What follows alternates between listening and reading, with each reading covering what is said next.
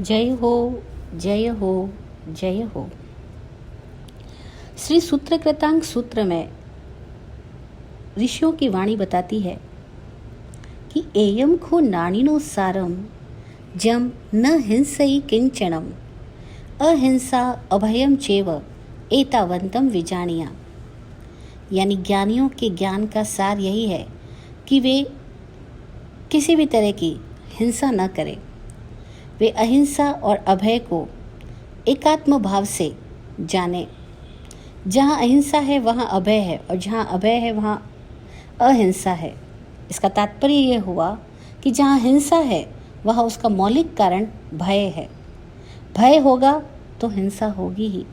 जब तक असुरक्षा की भावना भीतर में रही हुई है वहाँ तक व्यक्ति न अभय हो सकता है और न ही अहिंसक हो सकता है। क्योंकि जहाँ भय है वहाँ व्यक्ति स्वयं को सुरक्षित करने के चक्कर में, सुरक्षा प्राप्ति के लालसा में अनेकानेक त्रस और स्थावर जीवों को कष्ट दिया करता है। भयभीत व्यक्ति ही अनावश्यक संग्रह भी किया करता है। भयभीत व्यक्ति ही अपना सुख पाने के चक्कर में शरणा तलाशता है और शरणा तलाशने के चक्कर में वह मोह किया करता है। यानी भय लोभ को और लोभ मोह को पैदा कर रहा होता है। जिसे हम ये प्यार मोहब्बत का नाटक करते हैं उसके भी अगर हम गहराई से विश्लेषण करें तो हमें समझ आएगा कि अक्सर ये नाटक करने वाले लोग, प्यार मोहब्बत की ऊंची ऊंची बातें करने वाले, कस्में वादे करने वाले लोग अपने सुखों की लालसा के कारण से और अपने प्राणों की सुरक्षा के कारण से सहारा तलाश रहे होते हैं, आलंबन ढूंढ रहे होते हैं और इस तरह से उनका भय ही उनसे शरणा खुजवाता है और उस शरणा की तलाश में लोग तरह तरह के संबंधों में उलझ जाते हैं। और फिर जहाँ जिस संबंध में उन्हें सहारा नहीं मिलता, शरणा नहीं मिलता, सुखों का आश्वासन नहीं मिलता, सुखों की कल्पनाएं नहीं मिलती, दीवानगी का नाटक नहीं मिलता, वहाँ उनका दिल टूट जाता है। और तब आहत होकर के वे लोग जिसे कल तक प्यार करते थे आज उन्हीं से नफरत करना शुरू कर देते हैं। जिनके लिए कल मरते मिटते थे आज उन्हीं को मारने पर उतारू हो जाते हैं। यानी हम इस हिंसा के विज्ञान को समझें कि हिंसा भय से पैदा हो रही है, भय से मोह पैदा हो रहा है और मोह से द्रोह पैदा हो रहा है। इस तरह से हमें समझ आएगा कि जब तक मोह और द्रोह है तब तक जीवन में हिंसा रहती ही रहती है। आत्मज्ञानी पूज्य श्री विराट गुरु जी कहा करते कि मोह और द्रोह यदि ये दो है तो ही हिंसा संभव है, इनके बिना हिंसा संभव ही नहीं है। मोह के भी दो रूप है, एक आहार और दूसरा परिग्रह, और द्रोह का रूप है भय। मनुष्य मनोरंजन में भी द्रोह कर बैठता है और जो मनोरंजन में द्रोह कर बैठता है वो मनोरंजन उसकी मैथुन संज्ञा है। इसमें या तो मोह होता है या द्रोह होता है। इसीलिए अगर आपको अहिंसक बनना है तो सीधी सीधी बात यह है कि नैतिक वाद विवादों को छोड़ो और एकात्म भाव से प्रेममय हो जाओ।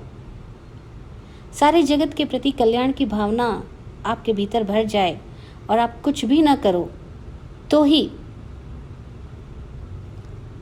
हिंसा से आप मुक्त हो सकते हो। लेकिन जब तक आपके भीतर भय है हिंसा रहेगी ही। भय के कारण ही व्यक्ति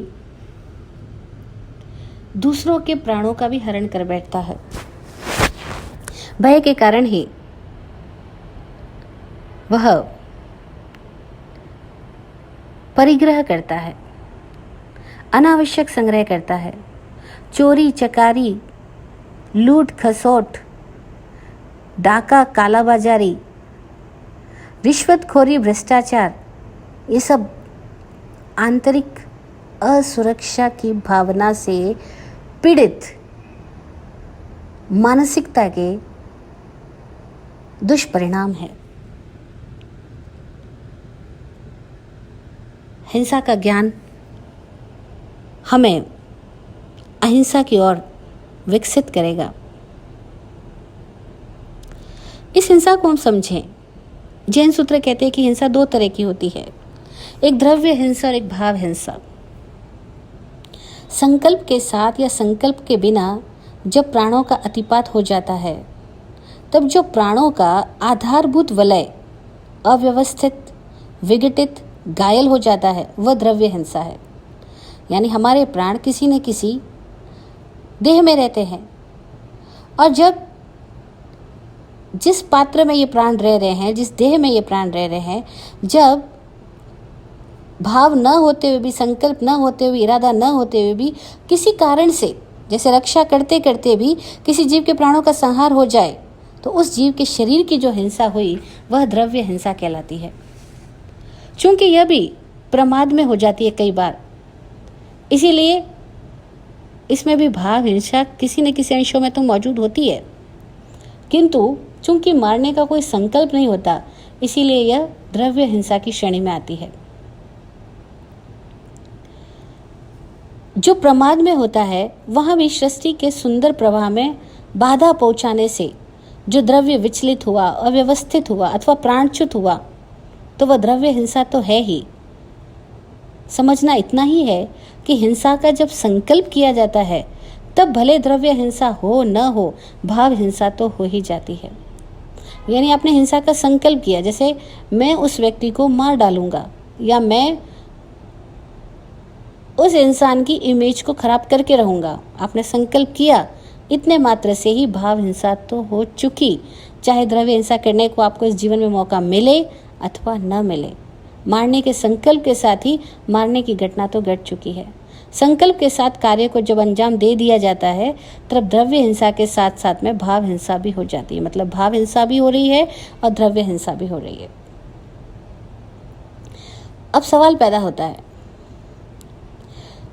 कि समाज में रहते हुए राज्य व्यवस्था के नाम पर, कानून के नाम पर, कई बार न्याय प्रणाली के मापदंडों के कारण हमें द्रव्य हिंसा करनी पड़ती है। ऐसे में क्या करें?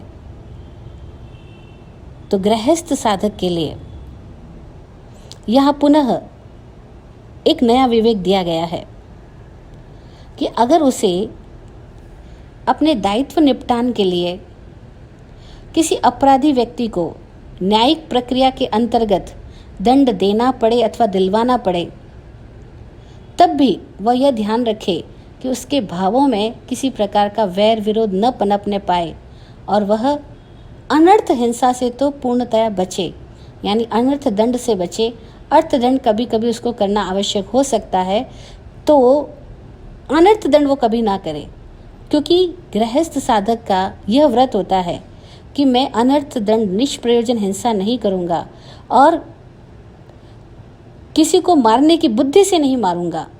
जीवन में कभी अपने दायित्व निर्वहन के लिए, राष्ट्र रक्षा के लिए, समाज रक्षा के लिए, पारिवारिक रक्षा के लिए, आत्मरक्षा के लिए अगर मुझे कभी कोई दंड किसी को देना ही पड़ा, कोई हिंसा कृत्य करना ही पड़ा, तब भी मैं अपने चित्त की शुद्धि कर लूँगा।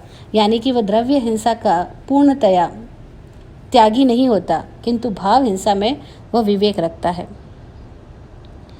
भाव हिंसा यानी भावों से प्रतिबंध, राग द्वेष का प्रतिबंध वह नहीं करता है। कदाचित हो जाए तो वह तुरंत अपना प्रायश्चित करके, प्रतिक्रमण करके आत्मशुद्धि को प्राप्त होता है। तो देखें, हम गृहस्थ के लिए दो प्रकार की हिंसा का फिर से विवेचन है। एक है अर्थ दंड, एक अनर्थ दंड। अर्थ यानी प्रयोजन युक्त हिंसा और अनर्थ दंड यानी निष्प्रयोजन हिंसा। अब निष्प्रयोजन हिंसा कैसे हो जाती है? जहाँ व्यक्ति प्रदर्शन की भावना में आकर के करोड़ों रुपए की लाइटनिंग कर रहा है, बिजली का अपव्यय कर रहा है, पानी का अपव्यय कर रहा है, मौज शौक में आकर के, दिखावे के चक्कर में, यश प्रतिष्ठा पाने के लिए, अथवा शोक मग्न होने के कारण से, आर्त ध्यानवश अथवा लापरवाही के कारण से बैठे ठाले वृक्षों के पत्ते तोड़ दिए, चलते जानवर के ऊपर पत्थर मार दिया, नदी के किनारे बैठ करके उसमें कंकर उछाले जा रहे हैं, आए गए जानवरों को मार पीट रहे हैं। ये सब निष्प्रयोजन हिंसा है, निरर्थक है, अनर्थ दंड है। इससे प्राणों का अतिपात होता है। और ये सब क्यों हो रही है? क्योंकि भाव शुद्धि नहीं है, समझ शुद्धि नहीं है। इसीलिए भाव शुद्धि और समझ शुद्धि के बिना इस प्रथम प्राणातिपात विरमण व्रत की आराधना ना तो गृहस्थ कर सकेगा, ना ही समण कर सकेगा। इसीलिए हिंसा के विज्ञान को जानना सभी के लिए आवश्यक है, चाहे आप गृहस्थ हो, चाहे आप गृह त्यागी साधु हो। हिंसा और अहिंसा को लेकर अनेक तरह की मान्यताओं का प्रचलन हमारे समाज में पहले भी था और अब भी है। और ऐसी कुछ मान्यताओं का स्पष्टीकरण हमारे सूत्रों में भी किया गया है। जैसे एक प्रश्न पैदा होता है कि हिंसा किस में ज़्यादा और किस में कम है। और अक्सर लोग इसी बात को लेकर बहस करते रहते हैं कि इसमें जीव ज़्यादा है इसलिए हिंसा ज़्यादा है, इसमें जीव कम है इसलिए इसमें दोष कम है, ये जीव स्थूल है इसलिए हिंसा ज़्यादा होगी, जीव सूक्ष्म है इसलिए हिंसा कम होगी, आलू खाओ तो पाप ज़्यादा लगेगा या टमाटर खाओ तो ज़्यादा लगेगा। हर एक व्यक्ति तत्व की समझ के अभाव में बहस करता जाता है, किंतु ज्ञानियों की वाणी ऐसे प्रश्नों का समाधान किस प्रकार करती है, आइए जानें। सूत्र कृतांग सूत्र के द्वितीय श्रुत स्कंद के 5वें अध्ययन की 6ठी और 7वीं गाथा में कहा गया है, जे के ई खुद गा पाणा अधुवा संति महालया सरी समते हिम वैरंती असरी समतीय नोवये ए हिम दो हिम ठाणे हिम ववहारो न विजयी ए हिम दो हिम ठाणे हिम अणायारम तू जाने। ये गाथा कहती है कि यदि कोई प्राण शुद्र है अथवा कोई महालय अर्थात स्थूल है, विशाल है, तो दोनों की हिंसा में ऐसा एकांत वचन नहीं कहना चाहिए कि दोनों से समान रूप से वैर का बंध होता है अथवा असमान रूप से। ऐसा नहीं कहना चाहिए कि सूक्ष्म प्राण हिंसा कम है और स्थूल में ज़्यादा है।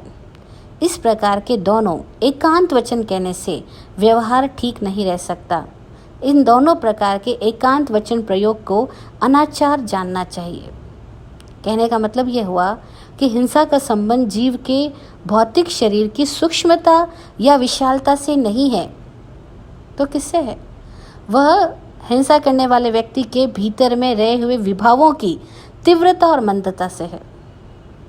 यानी प्राणी सूक्ष्म था या स्थूल था, उसके प्राण कम थे या ज़्यादा थे, इससे ज़्यादा महत्वपूर्ण बात यह है कि मारने वाले व्यक्ति की भावना क्या थी, इरादा क्या था, उसके अंदर प्रमाद कैसा था, उसके अंदर कषायों की तीव्रता थी या मंदता थी।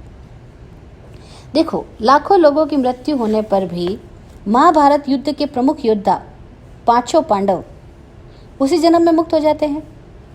दृढ़ प्रहरी चोर 4 हिंसाएं करके भी उसी जन्म में मुक्त हो जाता है। अर्जुन माली 6 माह तक लगातार 6 पुरुष और 1 स्त्री की घात का संकल्प करता है, फिर भी मात्र 6 माह की शुद्ध ध्यान साधना से मुक्त हो जाता है। इसीलिए समान रूप से वैर का बंधन पड़ता है या असमान रूप से, ऐसा एकांत निश्चयात्मक वचन कहना वर्जनीय है, अनाचार है, अज्ञानपूर्ण है, आउट ऑफ ऑर्डर हो जाना है। जिस कार्य में क्रोध, मान, माया, लालच ऐसे कषायों का तीव्र आवेश रहा हुआ हो, वह हिंसा घोर हिंसा है, प्राणातिपात है। किंतु जो शरीर के रखरखाव के लिए अथवा दैनिक कर्तव्य निपटान के लिए आवश्यक कार्य है, उनमें भाव हिंसा नहीं होने से कर्म बंधन नहीं होता, और यदि थोड़ा बहुत होता भी है तो प्रतिक्रमण साधना से, इरियापतिकी से, व्रत अतिचार शुद्धि से तुरंत निष्फल किया जा सकता है। यानी हिंसा का संबंध हिंसक व्यक्ति के परिणामों पर निर्भर करता है। जैन सूत्र कहते हैं, परिणामे बंधो परिणामे मोक्षो, परिणामों में बंधन है, परिणामों से मुक्ति है। इस हिंसा के विज्ञान को हम अनेक आयामों से जाने समझे, ताकि हिंसा मुक्त हो सके। जय हो, जय हो, जय हो, सबका कल्याण हो। ओम शांति, ओम शांति।